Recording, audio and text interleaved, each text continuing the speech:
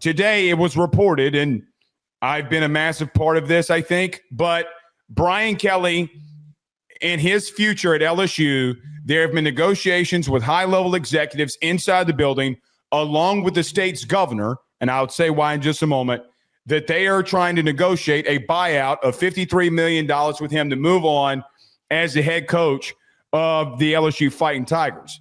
The reason the governor of the state of Louisiana is involved in this is due to the fact that the university does not have a sitting president, so now he has to get involved. But, Joe, here's the truth. Things are very toxic at the current moment, and LSU is trying to find ways to move on from Brian Kelly. We already had this conversation last week, essentially, which is kind of the funniest part about us revisiting this. We talked a lot about the underperformance. We talked a lot about the fact that in all the big games, the opportunities for Brian Kelly to really establish himself at LSU, he couldn't get it done. That's how we reached this point. But the game that they played yesterday against Texas A&M, I think fully summed up who Brian Kelly is as a coach. You start to feel like things are going your way. You start to feel optimistic, and then you completely collapse. Like, the biggest problem that I had watching LSU against A&M is that they gave up. I have not seen a team give up more quickly than LSU. That means there's no coaching buy-in. And the perfect example of this is that we have multiple punt returns, kick returns for huge gains. As a former special teamer myself, when there is no emphasis and intent and energy on special teams, that tells me that the coaching staff is not doing a good job of providing that emphasis. So, Blake, this is where we've gotten. Brian Kelly's team clearly is checked out. I hate to say that it feels to be the case that they don't feel that they can rebound from this, but he dug his own grave with the way that they played against Texas A&M yesterday. I'm not going to go that they're capable of beating. I'm not going to go that far and say they were checked out, mainly due to the fact that they had 2 interceptions and we'll get into the game in just a minute. Yeah. But they're a very bad coach team. Like, I'll give an example, and Joe, this on Facebook right now, I think that it's got like 50,000 views. The situation right before the half last night encompasses all of what happened under the Brian Kelly tenure.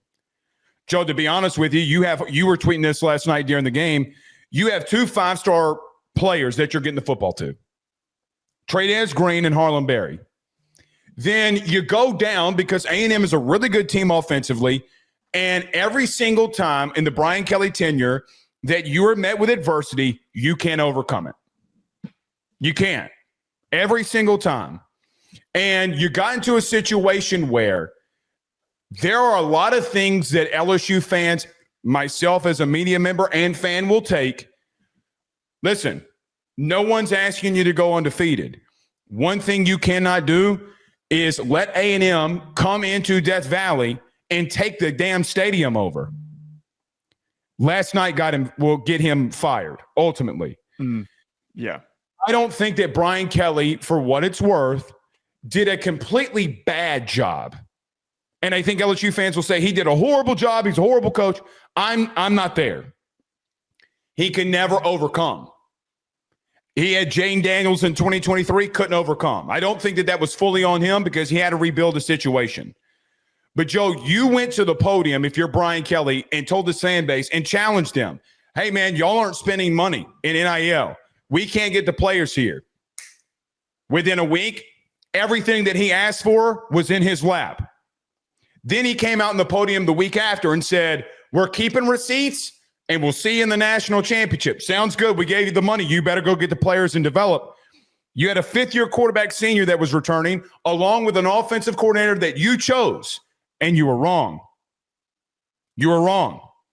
The good decisions that have been made by LSU and Brian Kelly were not Brian Kelly's ultimately. Blake Baker was not a Brian Kelly situation. Mansour DeLeone was not a Brian Kelly thing. Here's the truth. Neither was Jaden Daniels. He was told that we were bringing this kid in, and ultimately he had to sign off, and I get that, but it is the truth. I don't think that he did everything that he humanly possibly could. And I think that's what's going to get him move on from here. Now, let me just say this. Right now, Joe, he is the sitting head coach of LSU. I do think that they're going to continue to negotiate this, and I don't see a path of return here. I mean, if he's the sitting head coach against Alabama in 2 weeks, I would be shocked. I legitimately would be shocked. But here's the thing. I don't know if LSU wants to pay the $54 million. Now, before we get there, Joe, this is the conversation that I've been told from people. If you want to call it sources, call it sources. It's not a $54 million decision. This is the way that LSU is looking at it right now. LSU would owe Brian Kelly $54 million. If you fire his entire staff, you would owe them around $5 to $7 million to considering what the next head coach would come in there and do. You would then have to spend $10 to $15 million to go buy a coach out from another university. Joe, you're looking at $75 to $80 million move here without a sitting president. So you're in a situation, if you're LSU, that not only do you have to do that, Joe, you got to spend $22.5 million next year in TV revenue. Where's the money coming from? Here's the thing, though, that I'm just going to tell everybody. You're going to think I'm crazy, but hold on. I think LSU is going to find a way here. They're going to have to do some bargaining and negotiations. But, Joe, at the current moment, you're looking at a minimum of a $75 million move that you're going to make. So my question becomes, if this move is made, is this the best job in the country? Because as a LSU guy, I ask, Joe, if you're sitting head coach, like if you're Lane Kiffin and someone just spent $75 million to fire you, what's the resources going to be like for you to have to go into the portal and get guys in the portal? Like, how does that work? Right.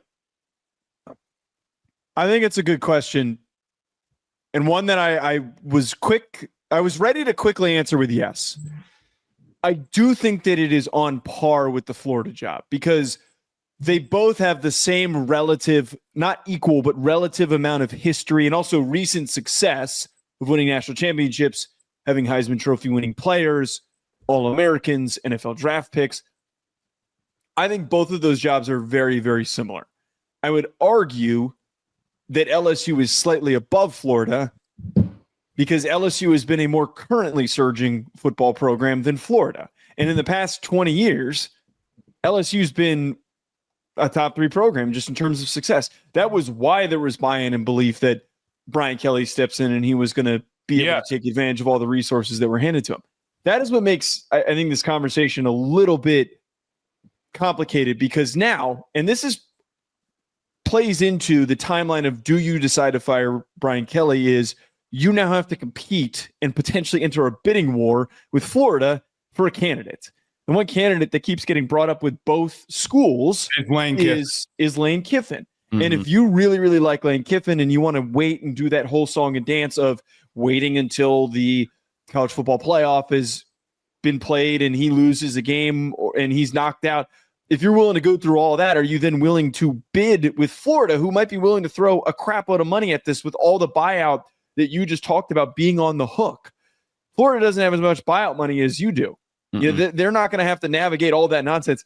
I think that they're even. I think that you can agree with me that they're pretty even because there's not really like a clear separation, but the only difference is that LSU has been more recently successful than Florida has. Here's where it separates. The only P4 program in the state of Louisiana is LSU. You have Miami that's surging. You have other situations that's surging. Here's the truth of the matter. BK came in and fired everybody, which I'm not saying he shouldn't have. Louisiana's a different beast. You can't fire every Louisiana connection. They didn't have a plan for NIL early, and when players wanted money, I mean, DK Moore committed on my show. Joe, I mean, I'm not trying to be that guy. How do you think he flipped? I mean, if we're going to call a spade here, how do you think? I know why he flipped. Yeah. You know, I mean, we were a part of that from the beginning. They were not organized. And what I thought that we were getting in BK was somebody that would be organized. He wasn't. And to his defense, I don't think the administration was constantly there with him to give him what he needed at all times. Now, I would say LSU, you can say I'm a homer, you can say I'm biased, you can say whatever you want. Florida's got to compete for in-state recruiting and recruiting just as much as anything else. Very fair point. Louisiana does not. By the way, You have 4 in-state recruits for the 2027 class. They're in the top 10. Florida can say that, but you're not going up against some other teams inside your state to do that. Now, doesn't mean that Texas hasn't come in here, and doesn't mean A&M hasn't come in here and gotten those players. But LSU, for what it's worth, if they make this move, the number one thing that they have to do, I think from an organization with GM and Austin Thomas, they have the things set that they need to do there. They have to have somebody that can come in here and recruit. I will tell you this. I don't think Scott Woodward, the sitting AD, is going to have full say in what happens here. Mm-hmm. So I don't know what happens. He's not been fired at the current moment. I don't know if he's going to be the head coach for Alabama, the Alabama game or not. But here's the ultimate truth. With this being out here, with everything being out, Joe, you're at the point of no return.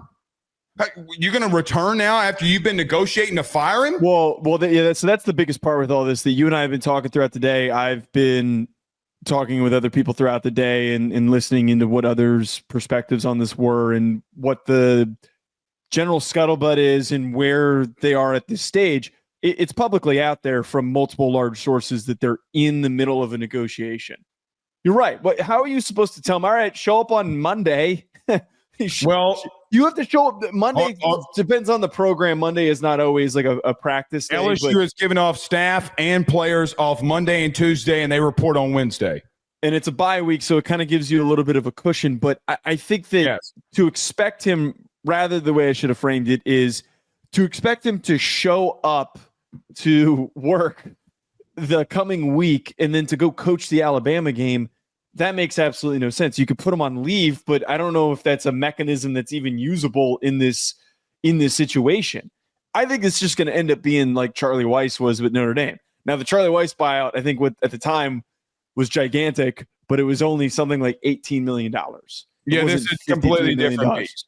It's completely different, but it's also financially, for the time it was 20 years ago, it was still pretty significant. But at the same point, this would be a lot more of a mortgage payment that you have to handle over a very long period of time.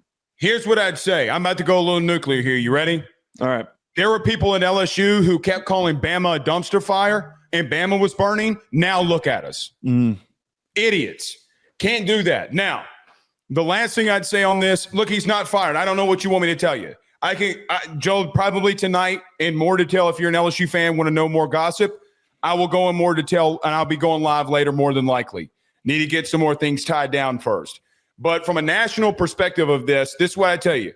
Well, Blake, what are they negotiating? What do you mean by the $53 million buyout? Joe, they don't want to pay all of it. And I'm assuming that Brian Kelly is saying, no, if you're going to fire me, you're going to pay me the $53 million.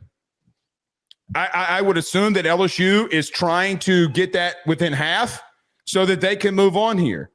But Brian Kelly's not walking away from the contract that he signed. Why would he? It makes no sense.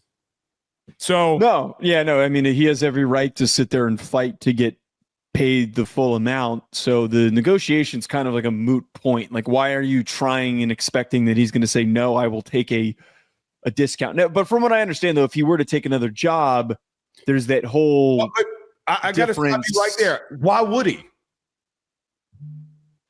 Don't wait. Isn't there usually a stipulation in most of these contracts that you have to search for work? You can't just. LSU's been through this before. Les Miles searched for work for damn half a decade. I mean, you can search for work. You don't have to. It doesn't say you have to accept it. I mean, that'd be awfully lame of Brian Kelly to just sit on his ass. And it would be a very Brian Kelly thing to do, to be quite honest. Because it's not lame. Before the show, he's very unlikable, and he would do something to spite LSU instead of coaching. I'm sorry, it's not lame. Let me tell you why it's not lame. You signed off on paying me that amount of money. But he's in his 60s. He's got one more coaching job left in him before he's got to seriously retire. You think somebody else is going to hire him? UCLA would be more than happy to take Brian Kelly. Wisconsin would be more than happy to take Brian Kelly. Arkansas, BK Arkansas. Come on. That will never happen. Dude, you're telling me that they could get him at a nice little discount. You mean to tell me chicken money?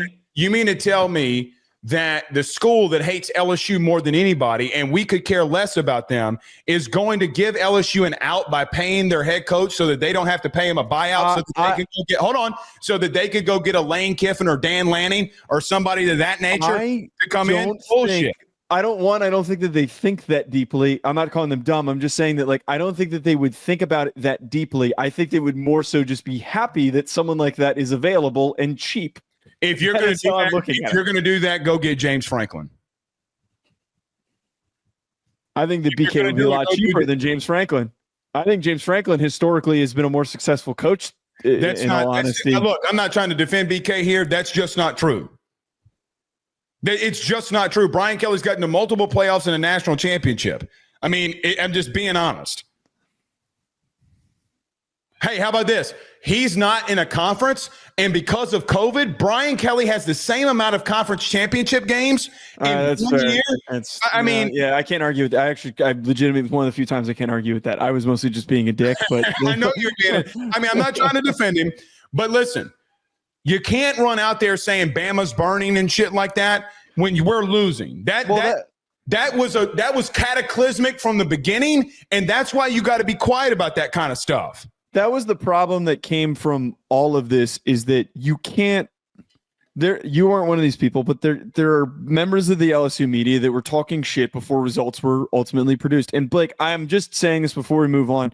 I am not bringing this up to rub it in or any matter, because I have said this before. I don't care enough to do this. I don't operate like this. I just don't do the whole pull receipts thing. It doesn't matter enough to me. But the thing that, as a Notre Dame fan, that we didn't like about Brian Kelly is that whenever there was a big game, as you just said, he couldn't overcome. He could recruit just well enough, but couldn't find the right guys in order to produce the results to win the big games. This is the version of Brian Kelly that we dealt with. And the worst part about it is his personality sucked. He was always an ass in the media. He was always an ass when he was approaching things and demanding that he wasn't getting enough. Meanwhile, he was being handed everything that he needed. I am not implying that Notre Dame and Marcus Freeman are on a better trajectory than LSU can ever reach. That has nothing to do with this, if anyone wants to put those words in my mouth. My mere point here is that the Brian Kelly hiring, when we as Notre Dame fans tried to issue a warning, that was all we meant. There was no jealousy. There was no jealousy that came with it, because we were sick of him. And now the sickness comes because you speed ran the Brian Kelly experience, because his schedule was 10 times harder than it was at Notre Dame. He couldn't do it. He's 5-11 against top 10 opponents. That's unacceptable. He did get 5 wins, I guess, but any coach who does that at a premier program gets fired. If you're in the SEC and the Big Ten and you have that record, you should get fired. Well, especially at LSU when you're tied with Ohio State since 2000 in national championships. Exactly. Look, I know we said we're going to try to go 20 minutes, but this is going to get a lot more toxic. Dan Lanning, Lane Kiffin, keep your phones on. That's all I'd say.